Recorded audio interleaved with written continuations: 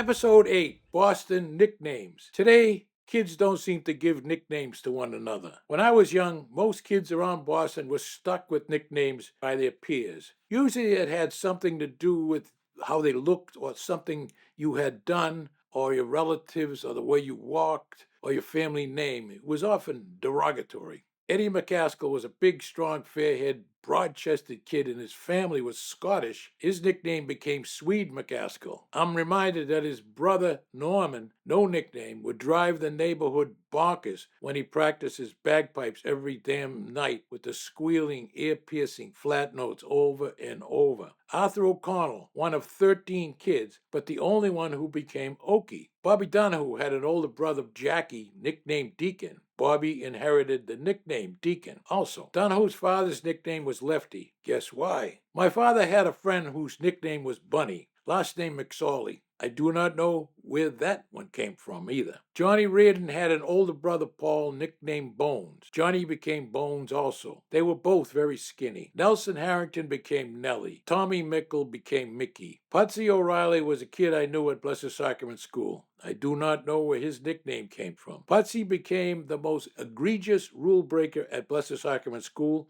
in the 5th grade when the nuns caught him smoking in the queue entering school. That was a breathtaking offense, pun intended, to us ordinary delinquents. Jackie McKinnon became Shooky. McKinnon probably had a case of undiagnosed bulimia. He could upchuck at will. I do not know if Shooky overate, which is another part of bulimia. He was unkempt and dirty and later was discharged from the Navy because he would not bathe. Jimmy Gibbs became Gibbo. Eddie Taney became Ward. Ed Ward. My sister Maureen was called Mo. I got a World War II Marine floppy fatigue hat from my drill instructor Uncle Connie and got the nickname Farmer for a short time. I was also Murph. Jimmy Pitts was Pitsy. All the Ciccarellis were called Chick. A neighborhood black family named Hamilton had a large number of kids. All the boys became Hambone. James McLaughlin became McGlick. There were many Macs, McGilvery, McManus, McDonald, etc. Tommy Martin became Red for obvious reasons. Another redhead was Red Priest, a well-known boxer from Andrew Street. Killer Kowalski was a well-known Boston wrestler. Crusher Casey, another wrestler, grew up near us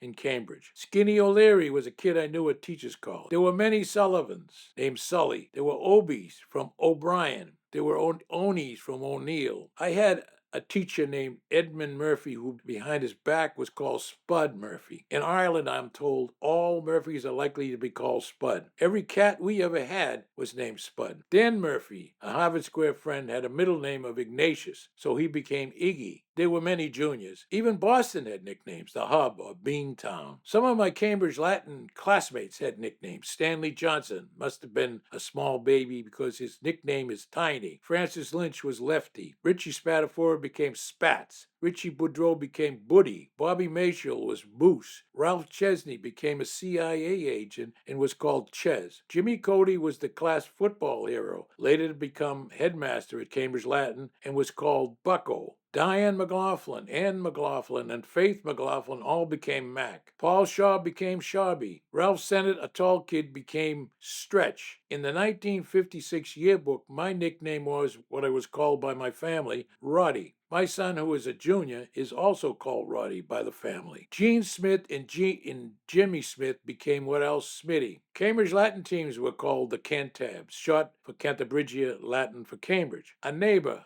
a grown man who lived across Fairmont Avenue from the O'Connells, bought one of the first compact cars, a Crossley, about 1950. All cars beforehand were tanks compared to the little roller skate that we drive now. All the neighborhood boys were amazed by the size of the car, but this Crosley owner was not very friendly and would not let us look at it too closely. We started calling him Donut Wheels, which he did not like. He parked his car on the street as every other car owner did in our neighborhood. Every once in a while, at night, we would pick up his car and turn it over on its roof. It was light enough for 5 or 6 kids to lift it and turn it over. Donut Wheels would call the police, but we pleaded innocent. He sold it because of its unreliability, but also because of our harassment, I think. So nicknames are very prevalent when I was a kid, but they're not very prevalent now.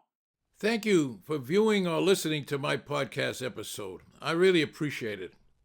If you liked it, and if you so choose, I ask you to send a good review and perhaps refer friends who might be interested in this podcast series.